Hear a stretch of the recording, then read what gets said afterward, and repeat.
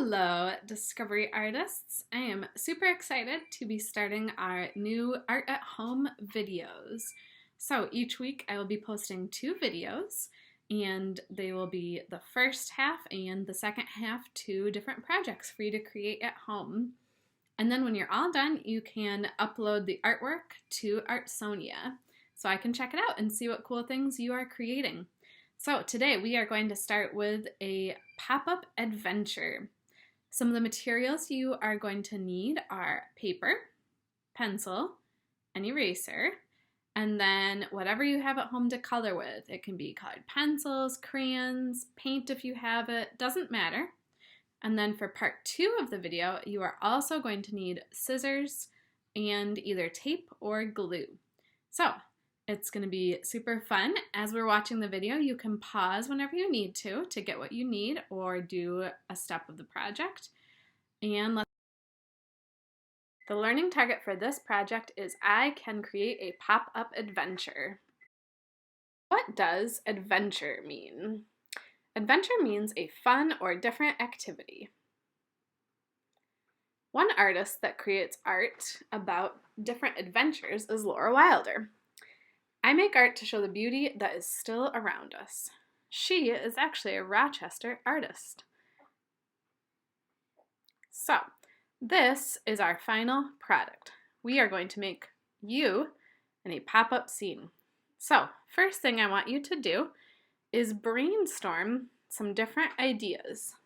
So, you can get a piece of paper to write down if you would like to, but I want you to think about where do you want to go on an adventure?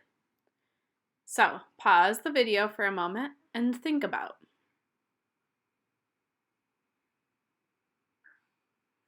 Now, some places that I thought of were outer space, or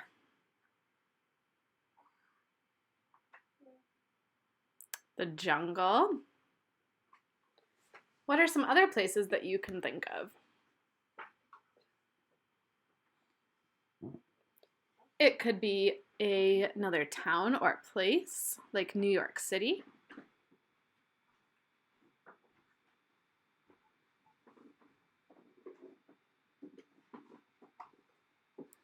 Or somewhere you've never been, like the desert. So take a few more seconds and think about your last idea.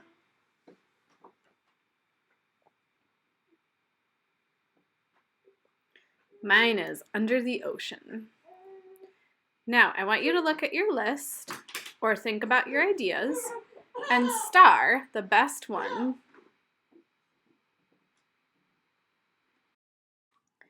Now that we have your idea, let's get the paper started. You can decide if you want to fold it like a hot dog or a hamburger. Make sure it's even and fold your paper in half.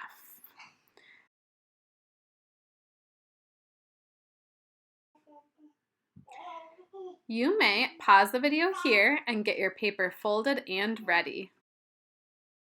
Now, we are going to start by drawing the background of your place above the line and the ground below the line. So in mine, I want mountains and hills and some cactuses in the background.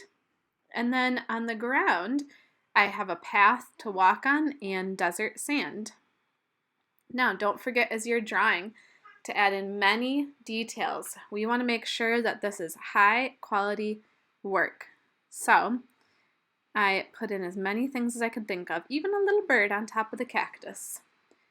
And if you add something you don't want, you can just erase it. Pause here to draw. Next, if you have one available, we are going to outline all of your lines with a Sharpie or black permanent marker. Please make sure you check with your parents first. And then erase any pencil lines. Your next and final step for your background is adding color. Now, you can choose any material that you have at home. For this, I'm going to use a combination of crayons and a little bit of paint. But if you don't have those things, that's fine. You can use markers or colored pencils.